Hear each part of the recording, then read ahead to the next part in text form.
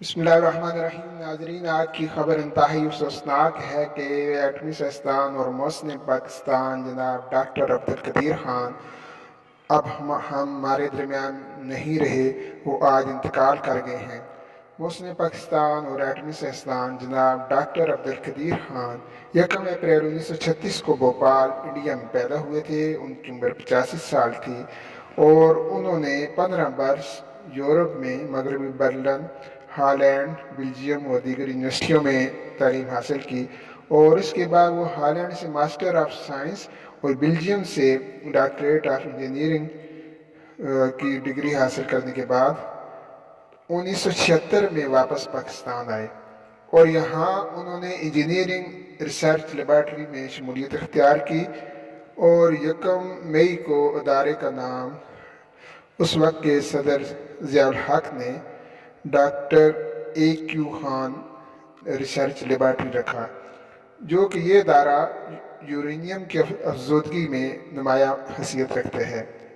مئی 1988 میں اس ادارے کی شبانہ روز محنت کے نتیجے میں بالاخر ایٹمی دھماکے کا تجربہ کیا گیا، اور اسی لیب نے ایٹم بم کے علاوہ 1000 کلومیٹر تک مار کرنے والے غوری میزائل اور 25 کلومیٹر تک مار کرنے والے راکٹ لانچر اور دیگر بہت سارے ہتھیار بھی انہوں نے بنائے، جبکہ مختلف ٹیکسٹائل اور دیگر صنعتوں کے آلات بھی انہوں نے ایجاد کیے۔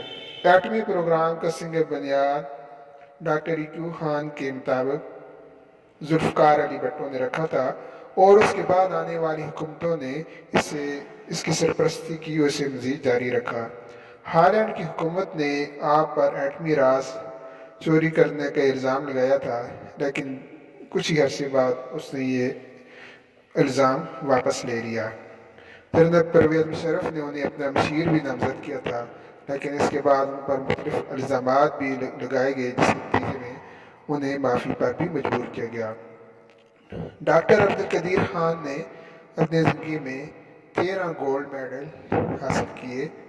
انہیں 14 اگست 1996 کو صدر فاروق لغاری نے سب سے بڑا سول اعزاز نشان امتیاز عطا کیا، جبکہ 1989 میں انہیں حلال امتیاز بھی عطا کیا گیا، جبکہ 1993 میں کراچی یونیورسٹی نے ڈاکٹر آف سائنس کی اعزازی ڈگری بھی ان کے نام کی۔ ڈاکٹر عبدالقدیر خان نے 150 سے زائد سائنسی مضامین اور آرٹیکل تحریر کیے۔ ان کی شادی ہنی سے ہوئی، اور ہنی خان وہ بعد میں مشہور ہوئی، اور ان کی اولاد نرینہ نہ تھی، بلکہ وینا اور عائشہ ان کی بیٹیاں تھیں، جبکہ والدین کا نام والد محترم ڈاکٹر عبدالغفور خان اور والدہ کا نام زلیخا تھا۔